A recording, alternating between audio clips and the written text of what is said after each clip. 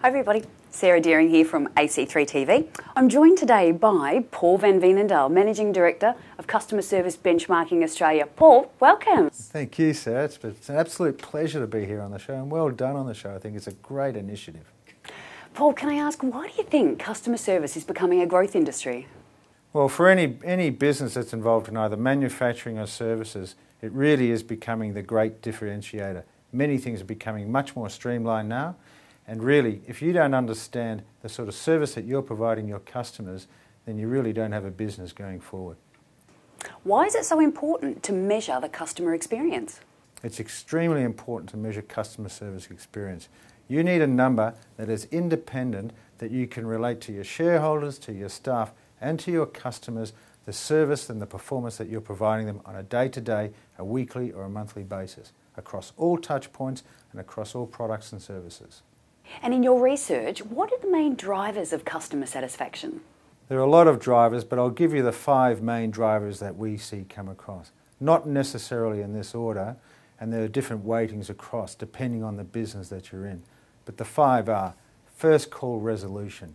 How many times have I had to call this organisation to get my issue resolved? Secondly, product knowledge. What was the product knowledge of that agent that I spoke to? Thirdly, listening skills. Did that agent really listen to me and try and understand what my needs were? Fourthly, grade of service. How long did it take from when I first called to when I got through to an agent, irrespective of IVRs and all the push-button technology? And finally, manner. How was the smile in the voice of that agent? Was the agent interesting, warm and helpful and wanted to talk to me? Interesting. Okay, so let's give our viewers an inside tip. What are some of the biggest mistakes companies are making right now when measuring the quality of service? The 3 biggest mistakes. I'd have to say the first one is setting clear expectations of the service experience. I don't know how many companies and CEOs I talk to who cannot articulate the service experience and the expectations. Secondly, providing the right training programs, reward, protocols, procedures that frontline staff can provide the right service consistently at each touch point. Right from when I ring that phone and call that organisation to when I get the delivery of that parcel on my doorstep. There may be 10 different touch points in there. Each of those touch points have to provide a consistent customer service experience. And thirdly, don't kid yourself. You've got to benchmark and measure your performance against other organisations. Sure, rely on your internal quality assessment teams to see how your performance is going over time. But you know what? If I run 100 metres in 15 seconds and I'm the best in my town, and I go to the Olympics and I see that everyone's running them in 9 seconds, I'm going to say, holy Christ, how long has this been going on for? Okay, now let's talk future. What are some of the industry challenges ahead for us when measuring quality of service? I'd have to say the first one is managing the multi-channel environment that we're in at the moment. You know, it used to be that you'd just be able to deal with phone and face-to-face as the main channels of communication with your customers.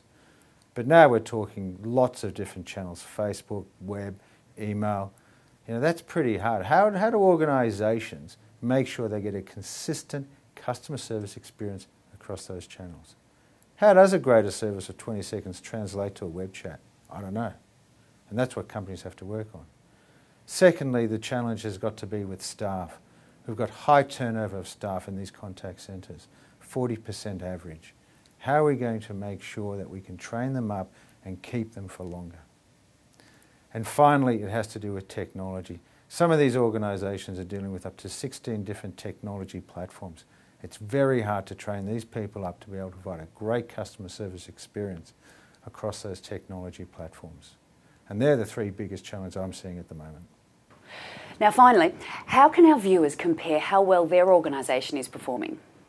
Well, the obvious measure of how well you're performing on customer service translates to your profit. And if your company isn't making good profits or you're not getting growing revenue, then you can rest assured it relies on your customer service experience. You're probably providing really bad customer service experience compared to your competitors. Secondly, if you're looking for more of a lead indicator, then you should subscribe to a program like CSBA provide, an independent mystery shopping quarterly benchmark program, where we call your organisation and your competitors, and you can see what your performance is like compared to your competitors. Because what we see is that your frontline staff are usually the first indicator of when things aren't going well from a customer service experience. And thirdly, CSBA has gone to the trouble of developing a free customer service test, a 10-question survey that you can fill in and just see how customer-centric is my organisation or our organisation. It's free and it's at www.csba.com.au. Terrific, Paul. Thank you so much for your time today. You've given us some really great insight into the voice of a customer. Great. Yeah, no, thank you, Sarah. It's been a fantastic time, and yeah, I look forward to being back on the show again soon. Thanks.